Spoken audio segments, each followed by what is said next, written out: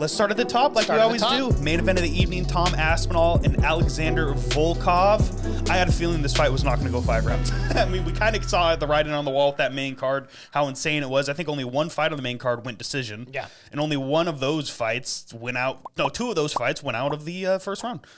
Insane. Coming into that main event, I was like, someone's getting knocked the out. And then for Tom Aspinall to go out there and put on a masterclass performance like that, absolutely insane. It is insane. And Alexander Volkov is one of the best heavyweights in the UFC currently.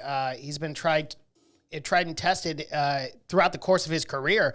But, man, Tom Aspinall just looked better on the feet, better on the ground. He looked crisp, fast, sharp. What a performance. I mean, we only got 1 round of it. But as soon as he got Volkov on the ground, man, it was over. That arm bar was vicious. It looked like he could have broke his arm. Yeah, he might have. I mean, 1 or 2 more seconds. Like, you could see Volkov was in a lot of pain when he was tapping, too. There was no way you were getting out of that one. But yeah.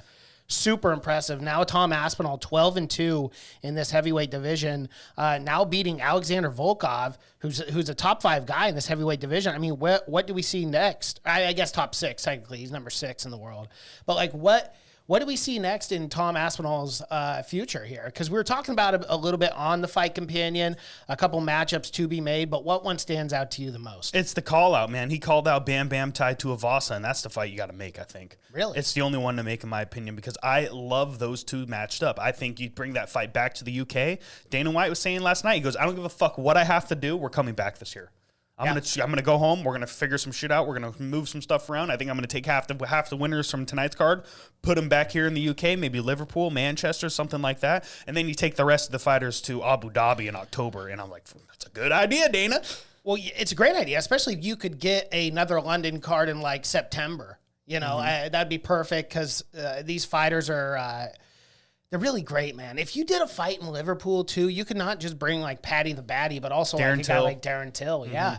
I think it would be great, and it'd be a lot of fun. And the people of London, the people of England and the UK, like, they deserve that, man, because that place was on fire. Like, you felt the energy. And luckily, we had the TV on loud enough to where we could hear the crowd over, like, the commentators the entire card, so. Yeah, it was absolutely insane. But to get back to Tom Aspinall, I think it's Bam Bam Tai TUIVASA. Like, I love that matchup because we talked about it a lot yesterday. Like, this heavyweight division is a little bit log-jammed with the Francis Ngannou situation going on. You have John Jones in the mix, Stipe Miocic. Like, some of these guys are going to have to fight. You have Curtis Blades versus Kyle Dawkins literally coming up this next weekend. And now you have up-and-coming young guys that are extremely talented, like a Bam Bam Tai TUIVASA, like a Tom Aspinall. I love these matchups. I think you could literally slot Tom Aspinall up against anybody in this top 5. So I want to counteract that point because it's not that I don't like that matchup. I just think realistically, like where this heavyweight division is, I don't think it would be the smartest move. And here's my theory on the case here. Tai Tuivasa obviously just defeated Derek Lewis. He is now number 3 in the world. You've got a guy right under him fighting this weekend, Curtis Blades, who has lost twice to Francis Ngannou. So it will take him a while if they can negotiate with Ngannou, see what's going on with the contract. It would be bad news for Curtis Blades because he will not get that shot, win or lose, against Chris Dawkins. I actually prefer a guy like Tom Aspinall. I think Tai Tuivasa has now catapulted himself to the next echelon. I would really like to see him fight a number 1 contender. I mean, he's on such an impressive win streak, and to go out there and not just defeat a guy like Derek Lewis, but defeat him at his own game and knock him out. And I know that's Ty's game plan too, but you know, he was obviously the better fighter that night. I really got to see a guy, I got to see Tai Tuivasa fight in number 1 or 2, and that's Cyril Gane, Stipe Miocic.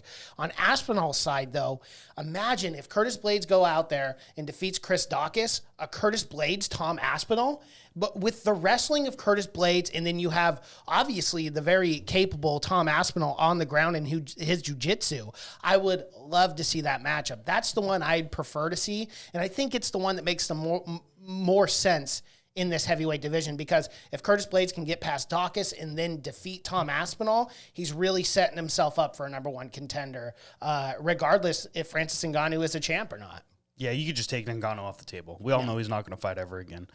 But it's just, I don't know. Like, is that the fight that we make for a number 1 contender for an interim title shot? I think Tai deserves it. I agree with you because he's been active, but you still have John Jones in the mix. Right. You still have Stipe Miocic, you still have Cyril Gane. So those three are going to be in the mix somewhere there. So, I mean, Ty's kind of on the outside here. But he's not because... He is, though. He is, though. We all know he's not going to get that fight. Like, let's be realistic. But your theory's not making sense. If you're saying Ngannou's out of the picture, okay, that's fine. I probably agree with that. Ngannou's not coming back. But then we have John Jones. That leaves John Jones, Cyril Gane, Stipe Miocic. Stipe Miocic and Cyril Gane cannot just fight John Jones together. I mean, it'd make for a fun tag team, but that's not how fights work. No matter what, Tai Tuivasa's so lined one up of those to fight guys. One of those two guys. Because we all know John Jones will get the immediate heavyweight shot, and I'm fine with that. Okay. Whatever, it is what it is. So he will either take on Stipe Miocic, which I think is the true heavyweight fight, which you should make because Stipe is still the greatest heavyweight of all time, and that just leaves a guy like Cyril Gane just coming off the loss to the champion against a guy like Tai Tuivasa. You got that striking matchup, which would be awesome. It would be electric because Gane pieced up Lewis, and then obviously Tai just beat Lewis. That fight makes the most sense to me. Cyril Gane, Tai Tuivasa. But like, I'm really on this hype train with Tai. I'm not saying that he can go out there and beat Cyril and then fight for the belt, but he deserves that. Yeah. And I think it would be a very competitive fight, and that could go either way, man. Yeah, I agree with you. It could go either way. I agree with, I don't know. I think Gane pieces Tai Tuivasa up. I'm just going to say that. I love Tai Tuivasa. I know it only takes one, and I know he could make it dirty. He showed that he had the grappling skills not only to like make some reversals with Derek Lewis, but he got back up to his feet and stuff like that.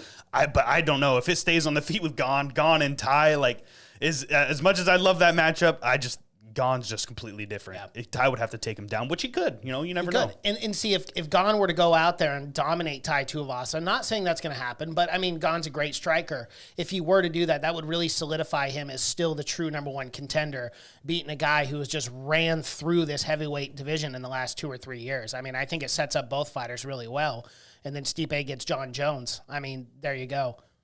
That is if Ngannou's out. But if Ngannou's back in, bro, all of this theory is out the window because now we just don't know what the hell's going on. Because if Ngannou stays, and you know Jones is going to get the next shot, and then that's a scenario where we might do the Aspinall versus Tai Tuivasa. Yeah, I like that a lot. Shout out to Ant W in the chats. Jones is the only guy guaranteed to get a shot if he wants it. Honestly, the biggest fight they could make is Jones versus Aspinall in a UK stadium. They would do 70,000 plus in a soccer stadium. And you know, you had Paddy the Baddy saying that a lot last night, that the next UK card needs to be in a field. It needs to be on the pitch. That's what I'm saying. Shit. You could do that. Could you imagine a card with Tom Aspinall versus anybody?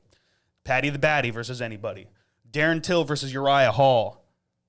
That would be fucking massive. And then you do like Usman versus, Leon Edwards for a main event and a title shot. Because that's what Dana was saying he wanted on this card. He wanted this London card to be a pay-per-view. He couldn't get it done. Usman had hand surgery, so things just didn't line up there. But, I mean, I love it. And W. Aspinall piecing Jones up in front of the London crowd would make him a superstar. I think he's on his way to already becoming a superstar. But we all know the real main event last night was Paddy the Baddy. We will get into that later. But Tom Aspinall... Okay, I think I might be coming to your side a little bit here because I do think the Blades matchup is really interesting because Tom Aspinall with that Brazilian Jiu-Jitsu, man, even off his back, he's got so many weapons and games. He's got amazing top pressure too. Can Blades stay on top? Does he get reversed? The scrambles that could happen there on the ground and even the striking.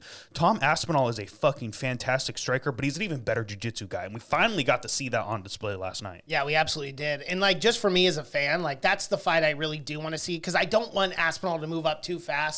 Because I like the run that he's on.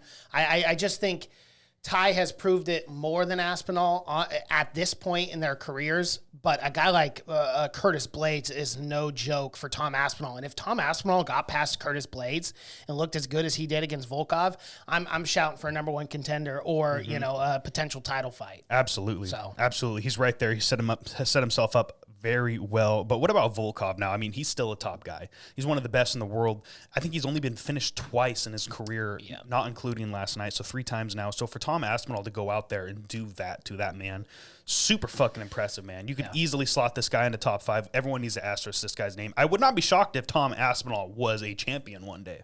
Yeah. With Volkov, yeah, he still is a top guy. And the thing is he's fighting the best of best. He had 3 fights in 2021. He got the job done, remember, against Alistair Overeem. Fell short against Cyril Gahn in that decision, but then bounced back and beat Marcin Tybura, but now losing to Tom Aspinall. So it's kind of been a 1-1 in this top echelon. I still think Volkov is definitely a top 10 heavyweight at this point. Probably fight someone a little lower ranked than he is at this point, especially coming off that loss. I mean, what matchups are there to make? He just fought Tybura, so that's not going to happen. Maybe the loser of Curtis Blades, Chris Dawkins. Oh, there you go. Augusto Sakai would be a good one, maybe. But yeah, he's a top 10 guy, but he's going to have to take a little bit of step back in this heavyweight division. Volkov, Rosenstrike, make it happen. I think Rosenstruck's got a fight, doesn't he? Oh, does he? Or did he just? He might have just fought. Know. Never mind. There's too many fights being announced. It's hard to keep track with all of them. But either way, that main event showed out. Oh, that's right. Last night. Yeah. He is fighting Tybura. Rosenstruck's fighting Tybura April 9th. Okay. Yeah, I figured. I'm very excited, man. But the winner of that, but if Tybura wins that fight, you don't want to do the rematch because they fought in 2021. But if Jairzinho Rosenstruck wins, you could do Volkov Jairzinho. Ooh, I like that too. I like that as well. Just shout out to both these men. Main event showed out last night. Yeah. It was absolutely fantastic, and I had a fucking blast watching that fight as well. Shout out to Tom Aspinall. Cannot wait for his future. Match this guy up with anybody. I'm watching. Yep. I'm asterisk in that fight, man, and it's going to be a big one. It's going to be a huge one for the heavyweight division.